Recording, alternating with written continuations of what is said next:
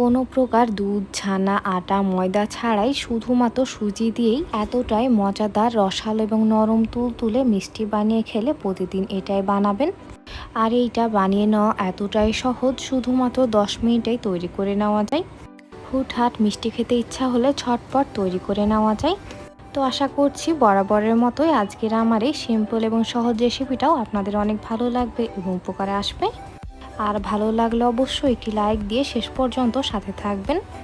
তো আসসালামু আলাইকুম এভরিওয়ান, সবাইকে স্বাগতম জানাচ্ছি রেসিপিজ বাই স্নেহজ মম চ্যানেলে। আশা করছি সকলে অনেক ভালো আছেন এবং সুস্থ আছেন। সো আর কথা না বাড়িয়ে চলে যাচ্ছি এবারের মেকিং প্রসেসিংয়ে। আচ্ছা, তো এবার আমি চুলার উপর একটি পাতিল বসিয়ে দিয়েছি। তো এখন শিরা তৈরি করে নেওয়ার জন্য এখানে এবার আমি দিয়ে দিলাম প্রায় হাফ কাপ পরিমাণ চিনি, আর সাথে দিয়ে দিলাম প্রায় 1 কাপ পরিমাণ পানি। তো সেম কাপে মেপে পানিটা আমি 2 বারে দিয়ে নিলাম আর কি।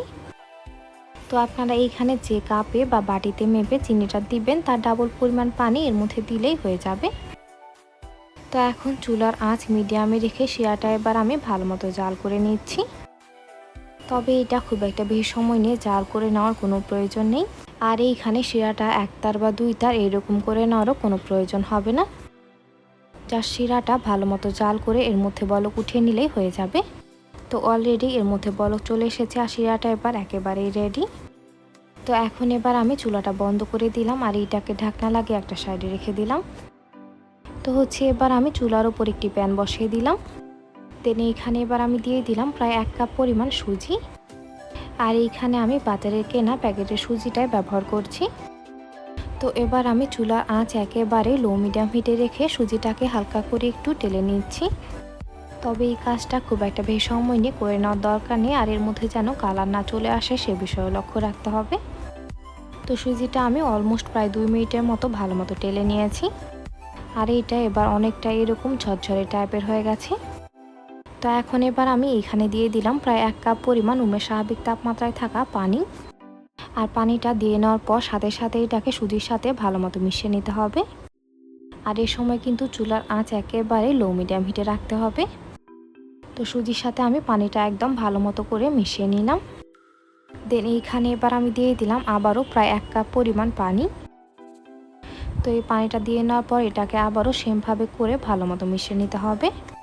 আর কিছুক্ষণের মধ্যে দেখবেন এটা সুন্দর একটা ডোয়ে পরিণত হয়ে যাবে।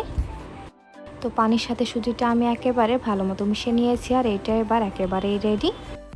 আচ্ছা, তো আপনারা এখানে চাইলে পানির পরিবর্তে কিন্তু দুধও ইউজ করতে পারবেন। তো এবার আমি চুলাটা বন্ধ করে এটাকে ঢাকনা লাগিয়ে এভাবে রেখে দিলাম প্রায় 2 মিনিটের জন্য। তো এবার আমি ফিরে আসলাম ঠিক 2 মিনিট পর। দেন এইটাকে এবার আমি একটি বোলের মধ্যে ট্রান্সফার করে নিলাম। তো এবার আমি এখানে দিয়ে দিলাম প্রায় 1 টেবিল চামচ পরিমাণ রান্নার তেল। তবে আপনারা চাইলে এখানে তেলের পরিবর্তে ঘি অথবা বাটার মেল্ট করে সেটাও ইউজ করতে পারবেন, তাহলে এই খাবারটা আরও বেশি হেলদি হবে। তো এখন সুজির এই ডোটা এবার আমি হাতের সাহায্যে প্রায় 2 মিনিটের মতো ভালো মতো মাখিয়ে নিচ্ছি। আর এই ডোটা এমনিতে অনেক বেশি সফট হয়েছে, তাই এটা মাখিয়ে নিতে খুব একটা বেশি সময় লাগবে না। তো এটাকে এবার আমি একদম ভালো মতো মাখিয়ে নিলাম আর এটা এবার একেবারেই রেডি। তো এখন সম্পূর্ণ ডোটাকে এবার আমি প্রায় 3টা ভাগে ভাগ করে নিলাম। তো এই লেচিগুলোকে এবার আমি 2 হাতের সাহায্যে এরকমভাবে করে বল বানিয়ে নিচ্ছি। আর এতে করে এগুলা বেলে নিতে ইজি হয়ে যাবে। তো সেমভাবে করে আমি 3টা লেচিকেই সুন্দরভাবে করে বল বানিয়ে নিলাম। তো এখন এইগুলোকে এবার আমি একটা সাইডে রেখে দিলাম। তো এবার আমি মিষ্টির ভিতরের ফিলিং তৈরি করে নেওয়ার জন্য এখানে একটি মিক্সিং বোল নিয়ে নিলাম।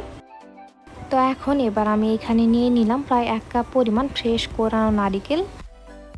তবে আপনারা চাইলে এখানে বাজারের কেনা ড্রাই কোকোনাটটাও ইউজ করতে পারবেন। তো এখন এবার আমি এখানে দিয়ে দিলাম প্রায় 2 টেবিল চামচ পরিমাণ চিনি।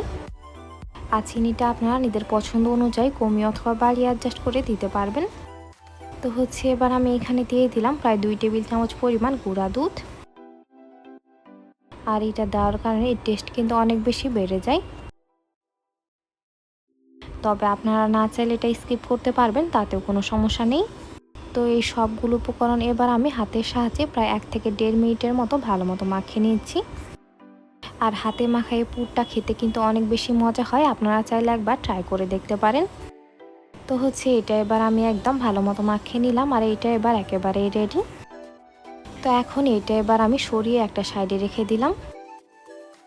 তো এখন এবার আমি বেলে নেওয়ার জন্য সুজির একটি বল নিয়ে নিলাম, আর এইটাকে হাতের সাহায্যে সামান্য একটু প্রেস করে চ্যাপটা করে নিলাম।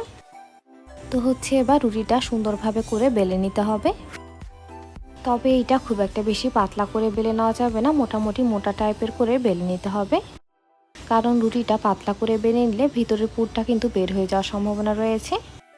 তো এই তো রুটিটা এবার আমার একদম ভালো মতো বেলে নেওয়া হয়ে গেছে। তো এখন রুটিটা এবার কেটে নেওয়ার জন্য এখানে এবার আমি একটি বোল নিয়ে নিয়েছি। তবে আপনারা চাইলে এর পরিবর্তে গ্লাস, বাটি, কুকি কাটার অথবা যে কোনো কিছু দিয়েই কেটে নিতে পারবেন। তো এখন সেমভাবে করে আমি সম্পূর্ণ রুটিটাই কেটে নিচ্ছি। আর কেটে নেওয়া এই বাড়তি অংশগুলো ফেলে দেওয়ার দরকার নেই, এগুলো দিয়ে আপনারা আবারও রুটি বানিয়ে সেমভাবে করে কেটে নিতে পারবেন। তো সবগুলো সুজির বলই কিন্তু এরকমভাবে বেলে সুন্দরভাবে করে কেটে নিতে হবে। তো এখন এবার আমি কেটে নেওয়া রুটিগুলো একটি নিয়ে নিলাম, আর এর মধ্যে প্রায় 1 চামচের মতো আমাদের আগে থেকেই তৈরি করে রাখা নারকেলের পুরটা এর মধ্যে দিয়ে দিলাম। তো এর মধ্যে পুরটা কিন্তু বেশি করে দিতে যাবেন না, নইলে এগুলো ফ্রাই করার সময় পুরটা কিন্তু বের হয়ে যাবে। তো এর ভিতরে ফিলিংটা দিয়ে নেওয়ার পর এটাকে এবার আমি দুই সাইড চেপে চেপে একদম ভালো মতো করে লাগিয়ে নিলাম। আর এই কাজটা ভালো মতো করে নিতে হবে, নইলে এগুলো ফ্রাই করার সময় সাইডটা কিন্তু খুলে যাবে। তো সেম ওই একই রকমভাবে সবগুলো মিষ্টি এবার আমি তৈরি করে নিচ্ছি। আর এইগুলো তৈরি করে নেওয়া কতটা সহজ আশা করি আপনারা দেখে নিশ্চয়ই বুঝে নিয়েছেন। তো সেমভাবে করে আমি এখানে সবগুলো মিষ্টি তৈরি করে নিলাম, আর এইগুলো বানিয়ে নেওয়ার পর সাথে সাথে কিন্তু ফ্রাই করে নিতে হবে। তো এখন এবার আমি চুলায় একটি প্যানে পরিমাণ মতো তেল দিয়ে নিয়েছি, আর তেলটা কিন্তু একেবারে লো মিডিয়াম হিটে ভালো মতো গরম করে নিয়েছি। আর এই সময় চুলার আঁচ কিন্তু একেবারে লো মিডিয়াম হিটে রাখতে হবে, নয়তো এগুলোর উপরে সুন্দর একটা কালার আসবে না, বরঞ্চ পুড়ে যাওয়ার সম্ভাবনা রয়েছে। তো এখন এগুলোকে এবার আমি উল্টিয়ে পাল্টিয়ে সুন্দরভাবে করে ভেজে নিচ্ছি, আর এগুলো কিন্তু একটু সময় নিয়েই ভালো মতো ভেজে নিতে হবে। সো ভিউয়ার্স, আপনারা যারা এতক্ষণ পর্যন্ত আমার ভিডিওটি দেখছেন অথচ আমার চ্যানেলটি সাবস্ক্রাইব করেননি, তারা অবশ্যই আমার চ্যানেলটি সাবস্ক্রাইব করে দিবেন, আর পাশে থাকা বেল আইকনে ক্লিক করে দিবেন আমার পরবর্তী ভিডিও নোটিফিকেশন সবার আগে পেতে। আর অলরেডি যারা সাবস্ক্রাইব করে ফেলেছেন তাদের জানাচ্ছি অসংখ্য ধন্যবাদ। তো এইগুলো এবার আমি প্রায় 5 মিনিটের মতো ভালো মতো ভেজে নিয়েছি, আর এইগুলোর মধ্যে সুন্দর একটা কালারও চলে এসেছে। তো এইগুলোকে এবার আমি উঠিয়ে এর মধ্যে এক্সট্রা তেলটা ভালো মতো ছাড়িয়ে নিলাম। তো এবার আগে থেকে তৈরি করে রাখা হালকা গরম শিরার মধ্যে ভেজে নেওয়া গরম গরম মিষ্টিগুলো এর মধ্যে দিয়ে দিলাম। আর মিষ্টিগুলো দিয়ে নেওয়ার পর এগুলোকে এবার আমি একটি স্পুনের সাহায্যে ভালো মতো উল্টিয়ে পাল্টে দিলাম। দেন এইটাকে এবার ঢাকনা লাগিয়ে রেখে দিলাম প্রায় 5 মিনিটের জন্য। তো এখন এবার আমি ফিরে আসলাম ঠিক 5 মিনিট পর, আর এর মাঝে মিষ্টিগুলো কিন্তু একদম রসে ভরা নরম তুলতুলে হয়ে গেছে। আর এইটা ঠিক কতটা নরম তুলতুলে হয়েছে আশা করি আপনারা দেখে নিশ্চয়ই বুঝে নিয়েছেন। তো এর মাঝে তৈরি হয়ে গেল অসম্ভব মজাদার রসালো এবং নরম তুলতুলে সুজির মিষ্টি। সো ভিউয়ার্স, রেসিপিটি ভালো লাগলে বাসায় একবার অবশ্যই ট্রাই করবেন, আর রেসিপিটি কেমন লাগলো অবশ্যই একটু কমেন্ট করে জানাবেন, আর ভালো লাগলে অবশ্যই ফ্রেন্ডস এবং ফ্যামিলির সাথে শেয়ার করবেন। তো এইগুলো এবার আরও কিছুটা আকর্ষণীয় বানানোর জন্য সামান্য পেস্তা বাদাম কুচি দিয়ে গার্নিশিং করে নিলাম। তো আজকের মতো এখানেই বিদায় নিচ্ছি, এতক্ষণ সাথে থাকার জন্য অসংখ্য ধন্যবাদ। আল্লাহ হাফেজ।